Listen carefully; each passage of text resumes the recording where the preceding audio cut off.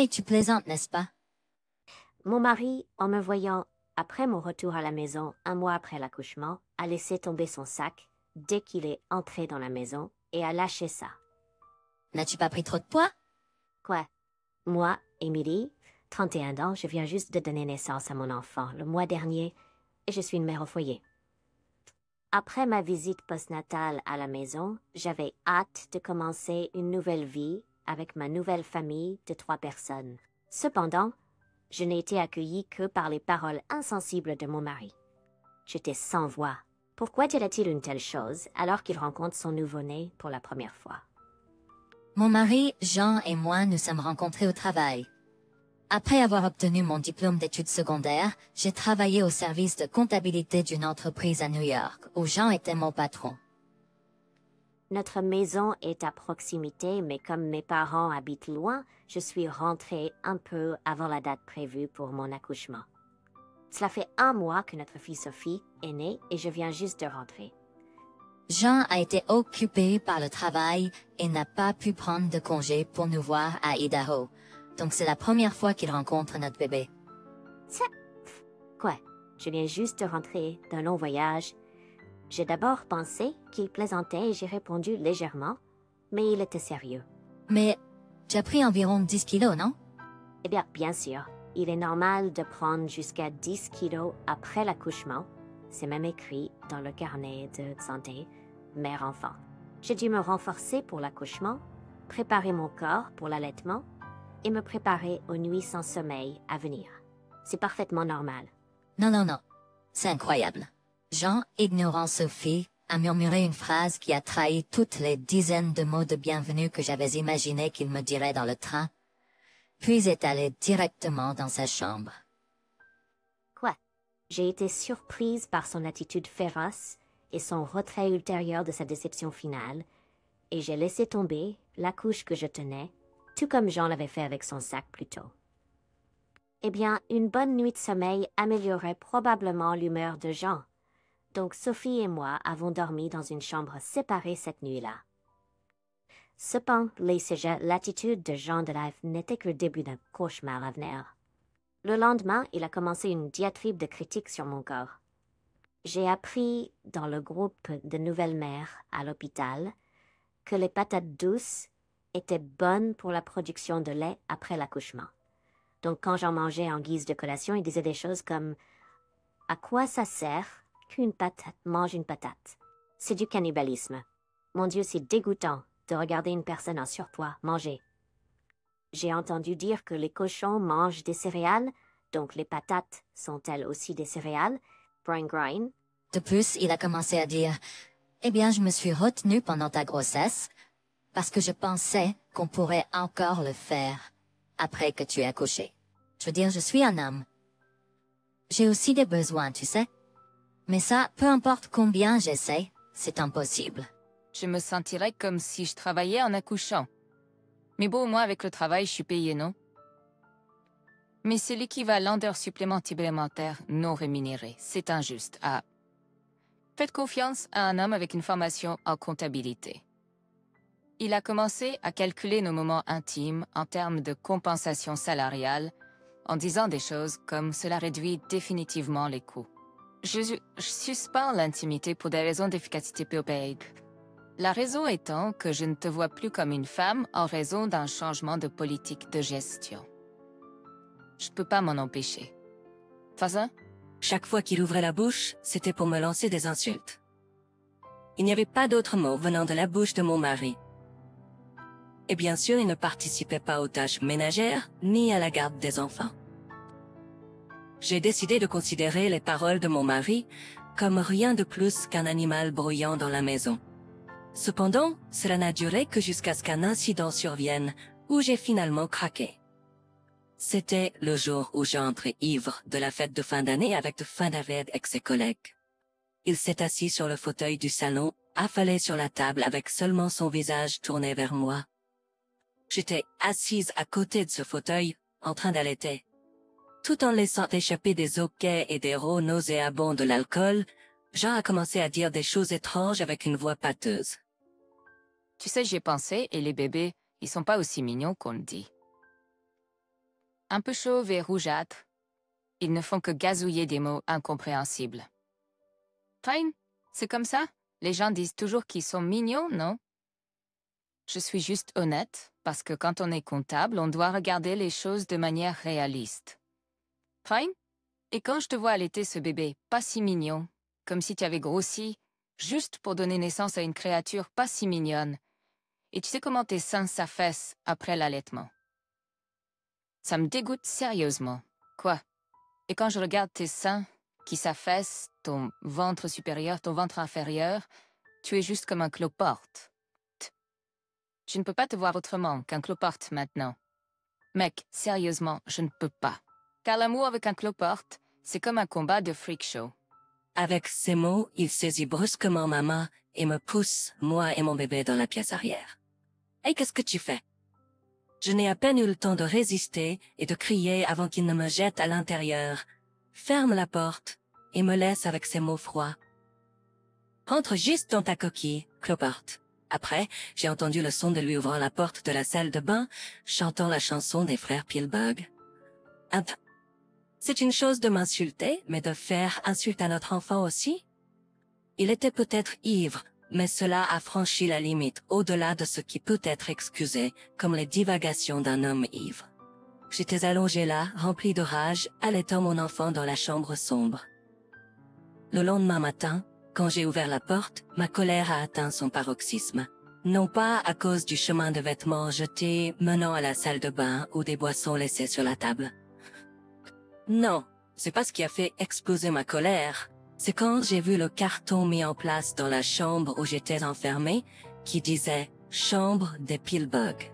C'était écrit d'une écriture négligée, probablement de gens en état d'ivresse, mais c'était définitivement son écriture avec un marqueur. C'est pas un fait peut-être scène. Style mauvais. La première phase était la réforme personnelle. Tout d'abord, j'ai déplacé le panneau de la chambre des Pilbug dans ma nouvelle chambre pour me motiver chaque fois que j'avais envie d'abandonner. Et puis j'ai accroché une affiche de Rihanna sur le mur opposé. J'ai toujours été fan d'elle, et sa belle silhouette est la motivation parfaite pour devenir ce que je veux être. Et ainsi a commencé mon projet de vengeance à long terme dans cette chambre des Pilbug. Il y a des choses que je peux faire même à la maison. Marcher sur pointe. Des squats si je devais m'asseoir juste pour une seconde. Des flexions en faisant la lessive ou en me brossant les dents. Chaque fois que j'ai fini d'allaiter, je fais une série d'abdominaux. Une infirmière m'a dit un jour que les corps postpartum perdent facilement du poids car la graisse accumulée est assez molle. Cela s'est avéré vrai et j'ai perdu du poids assez facilement. À mesure que mon enfant grandissait, pendant mes séances d'abdominaux, je la mettais sur mon ventre. Chaque fois que mon visage s'approchait, elle riait avec joie. Et quand je levais mes jambes, elle en profitait comme si c'était une balançoire. Tout en m'occupant de mon enfant, j'ai continué mon programme d'exercice rigoureux et mon régime alimentaire. Bientôt, j'ai retrouvé ma silhouette d'avant la grossesse. Comme je transpirais beaucoup à cause de l'exercice, j'ai continué à porter mon pantalon de survêtement postpartum en changeant seulement la taille. Il n'était pas nécessaire de m'habiller devant Jean qui me surnommait Pilbug, donc je ne me maquillais évidemment pas. Jean, qui avait commencé à m'appeler Hey Pilbug, n'a évidemment pas remarqué ces changements puisque je portais les mêmes qu'avant. De plus, il ne me regardait même pas. La deuxième phase était de dévaloriser le mari. On entend souvent dire qu'un moyen d'augmenter l'écart entre vous et votre rival est de vous élever tout en les abaissant. Donc j'ai décidé de faire prendre du poids à Jean. Son entreprise n'avait pas d'affaiteria, donc je lui préparais des déjeuners riches en calories, remplis de viande et de friture.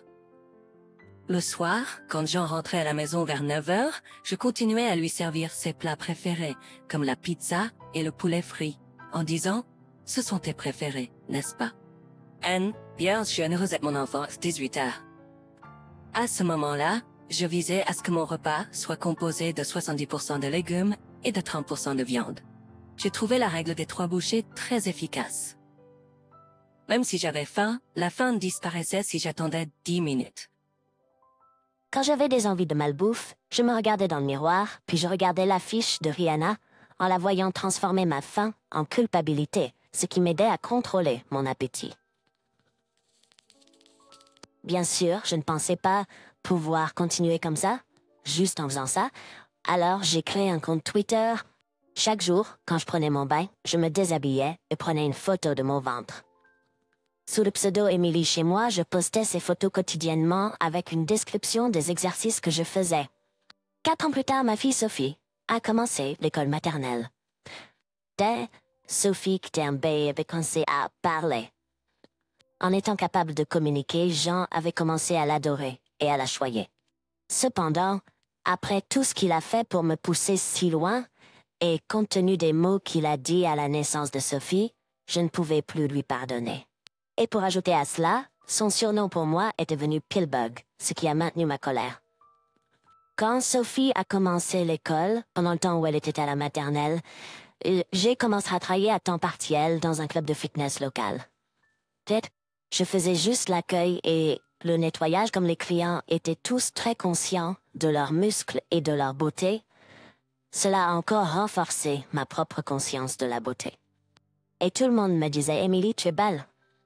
Tu as aussi une belle silhouette. » Avec ça, j'étais convaincue que je pouvais être catégorisée comme belle en fonction des commentaires que je recevais en général. Eh bien, le mois est venu.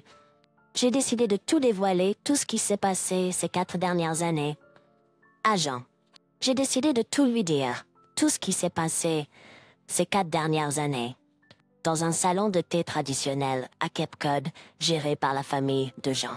Les parents de Jean tiennent un salon de thé où l'on peut manger des pâtisseries traditionnelles dans un lieu touristique, célèbre, avec une église emblématique.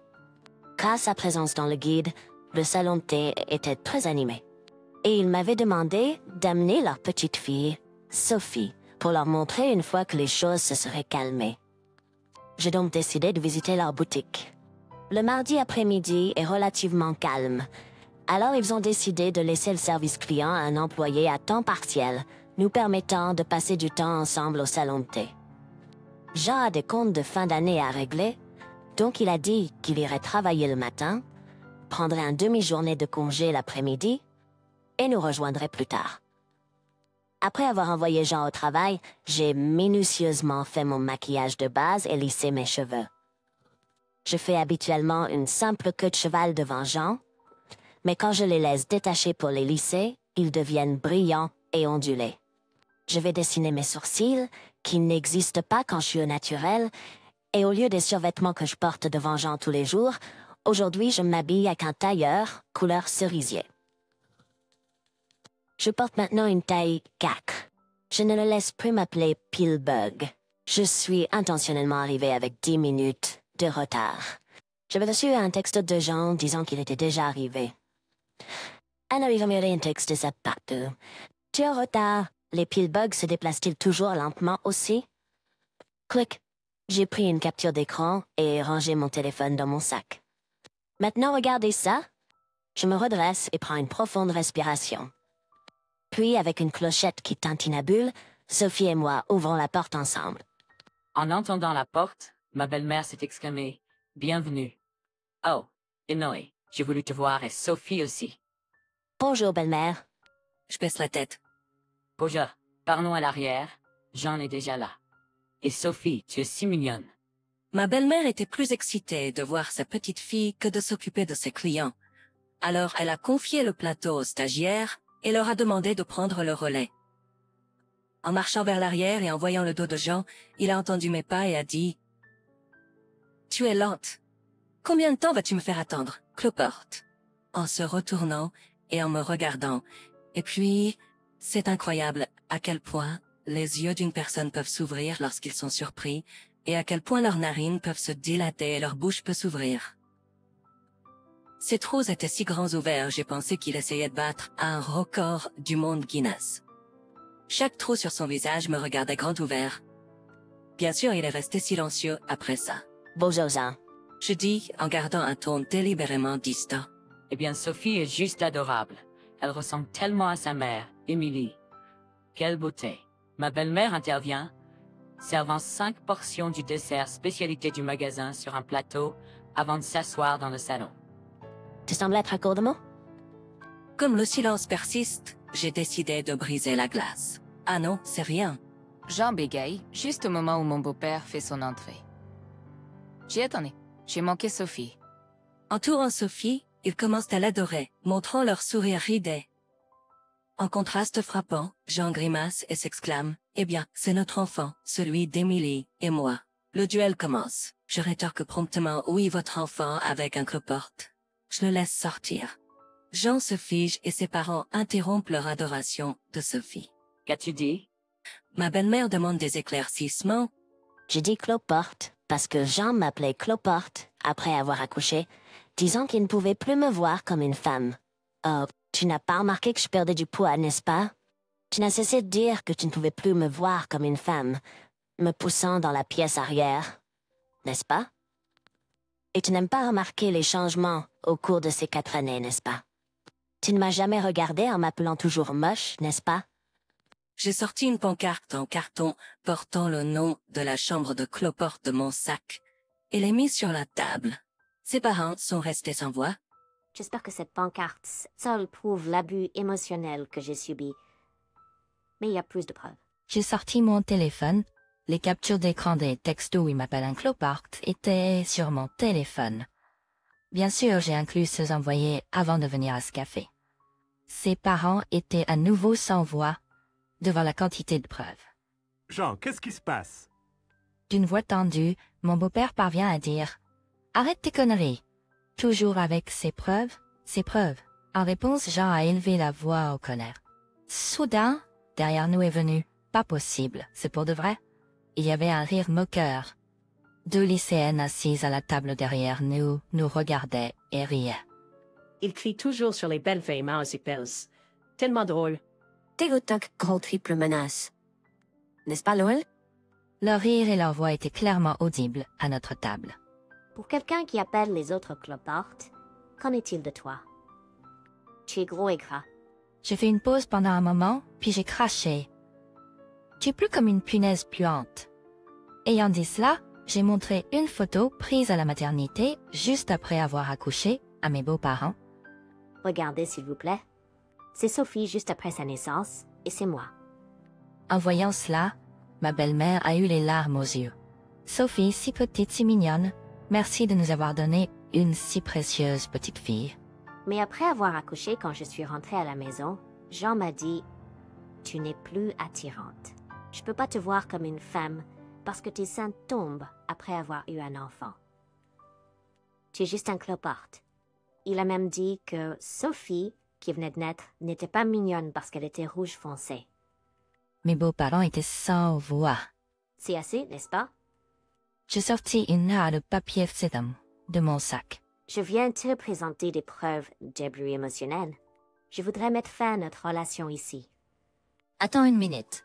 Tu n'étais pas juste une profiteuse qui m'utilisait? Comment vas-tu soutenir Sophie maintenant? Je t'ai préparé à la tentative de Jean de me saisir et de me questionner. J'ai rapidement sorti mon téléphone en changeant l'écran. Twitter, Émilie à la maison régime. Mon nombre de followers avait déjà dépassé les 10K. Regarde ça. Le gérant de la salle de sport m'a dit qu'il m'embaucherait à temps plein quand je lui ai montré ça. L'écran était rempli de commentaires élogieux tels que « Incroyable de perdre autant de poids à la maison, tu es l'espoir de toutes les femmes au foyer, et Émilie, tu es magnifique. » Ça suffit. Soudain, ma belle-mère a élevé la voix. Jean, tu ne comprends pas à quel point c'est dur pour une femme de donner naissance. C'est vraiment difficile. Les femmes prennent souvent du poids pour endurer l'accouchement et maintenir leur force. Les mères dorment à peine pour protéger leur bébé. Et toi, sans rien savoir de tout ça, comment oses-tu continuer à l'appeler un cloporte? Je ne sais même pas comment m'excuser auprès d'Émilie. Tu devrais avoir honte. Puis se tournant vers moi, elle a dit, « Émilie, je m'excuse au nom de mon fils idiot. Si nous pouvons faire quelque chose pour nous racheter, n'hésite pas à nous le dire. Et pourrais-tu nous laisser voir notre adorable petite fille Sophie de temps en temps? » C'est vrai. Nous avons un salon de thé traditionnel, donc nous ne serions pas un fardeau pour Sophie. Nous serions reconnaissants si nous pouvions célébrer ses anniversaires et autres sans Jean. Mon beau-père a accepté en baissant la tête. Et ainsi, j'ai commencé à travailler en tant que mère célibataire dans un club de fitness. Mes amis disent que tu es belle, maman. Sophie me le dit toujours. À quoi je réponds toujours? Pour devenir belle, il faut travailler dur. Il est important de croire en soi et de persévérer. Je veux que tu deviennes quelqu'un qui peut travailler dur, Sophie. Pendant ce temps, le cloporte, ou plutôt Jean, ma belle-mère, m'a dit qu'il avait essayé de se remettre avec moi en faisant un régime. Cependant, il n'a même pas pu gérer les restrictions alimentaires et est toujours un cloporte. Après avoir commencé à travailler à temps plein au club de fitness, mon nombre de followers sur Twitter a même dépassé les 2K. J'ai même été approché par un éditeur. Même une mère au foyer peut le faire. Tu dois saisir ton propre bonheur. J'espère continuer mes activités pour devenir une petite source d'inspiration pour toutes les femmes au foyer qui travaillent dur.